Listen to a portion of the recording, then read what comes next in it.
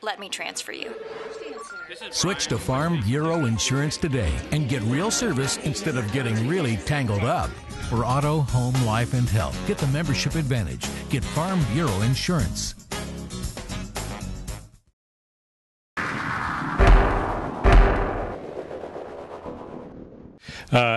As we move into the new part of this extension, does it eliminate the possibility that with another outstanding year, this sort of opportunity for you doesn't present itself again in terms of going to another school at a higher level?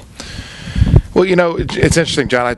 I gathered the team on Friday right after Jim and I met and I signed the contract and said that, you know, what's unusual about college basketball is the players do well and the coaches get rewarded with opportunities or better contracts and things. And, you know, I think those things are always going to happen. And if even when they're not legitimate, they're always going to kind of be around in the press as people put two and two together or see where they think a fit is. But, you know, I think the focus is just on right now and the commitment that Richmond has made to our staff and the commitment that our staff is making to Richmond.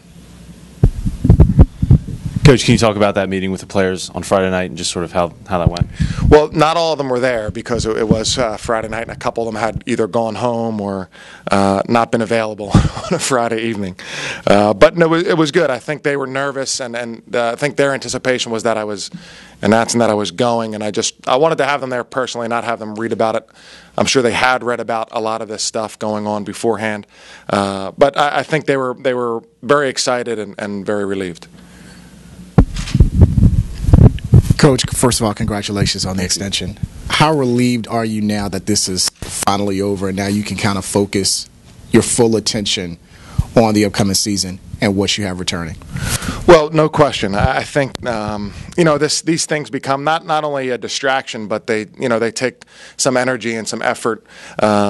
You know, and there hasn't been as much time to enjoy the past season that we've just had, and now we're excited. We're going to start our individual workouts later this week, and you know, I've talked to the recruits, excited about those guys who are coming in, excited about not only the program or the team we have next year, but the program that we're building, you know, long into the future.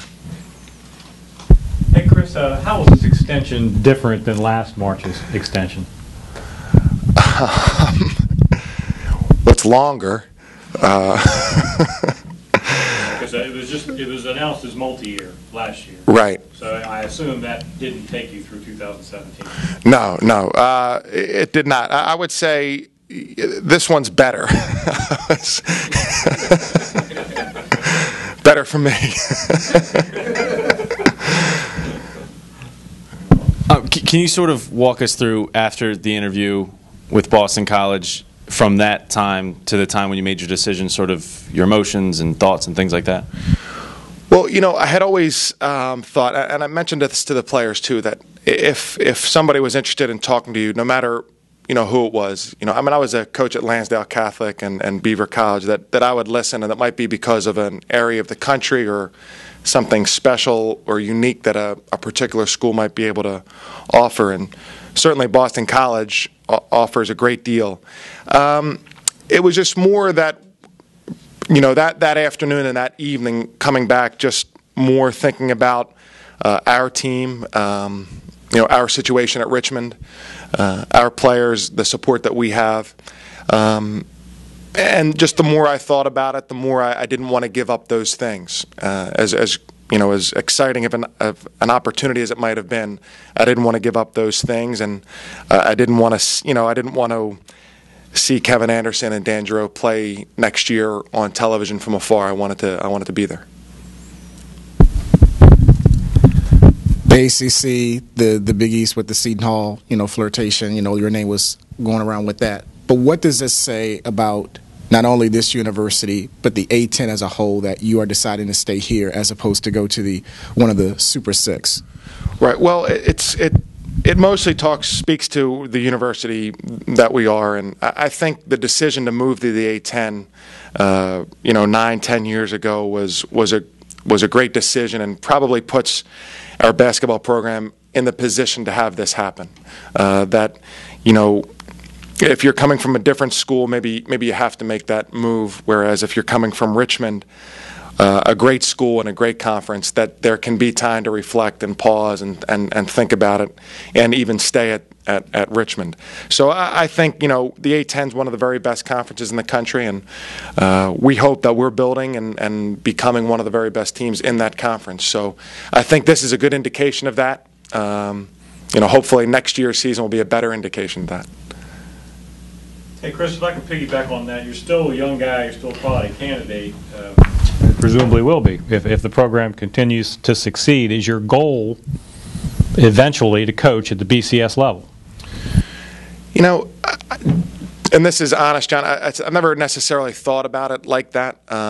Like I said, as much as it might seem that, I've had this very quick upward rise, and that's true. I also was a high school coach and Division III coach, so I recognize how special it is to be a Division I head coach, period, let alone at a place like Richmond. I think my goal would be more to, coach in the Final Four, and so as we see this year, that isn't necessarily, restricted to BCS teams.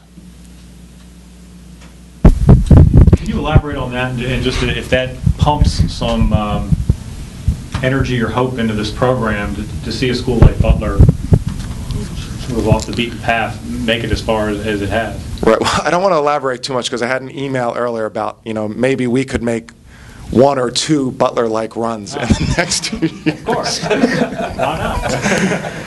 So I think that gives. I think everybody's been seeing that in the landscape of college basketball with, with what North Carolina could have been this year if those guys don't go pro, with how they are now, and these, with what Kentucky could be next year but probably won't be because those guys will go pro. And programs like Butler and Gonzaga and Xavier have been knocking on the door. Obviously, Butler's, has broken the door down, but George Mason's success a few years ago. I think that does give us hope. I think that gives recruits hope. I think that gives the current players hope, and to know that's a legitimate thing that we're striving for. It might be a bit of a dream, but that's something legitimate that we're striving for. Can you talk about how this contract extension really affects your recruiting and allows you to get bigger and better players? Well, right, it does affect recruiting, there's a certain. Recruiting a little bit is like a checklist. Do you have these things? Do you travel this way? Are you sponsored by this shoe company? And you want to have kind of all those checked. And so to have a 7-year contract and be out recruiting is a distinct advantage for me and for our program. So is that something you anticipate that you could use on the recruiting trail? Look, I turned down this ACC opportunity because of what we're building here. Is that something you anticipate using? Yeah, definitely. I think, when it comes time to it, I think that will be important. If a prospect is considering deciding between Richmond and a BCS school, I think I can legitimately say that, I chose Richmond. So I hope we can use that, and hopefully it'll work. Have you had any contact with the 3 incoming players? I have. Told them? Yes, those guys have been good, and they, like anybody else, they read the paper or read the internet, I guess, and have their concerns. So I think they were relieved, and just reaffirms their commitment to Richmond. You know what I mean? As I make my commitment to Richmond.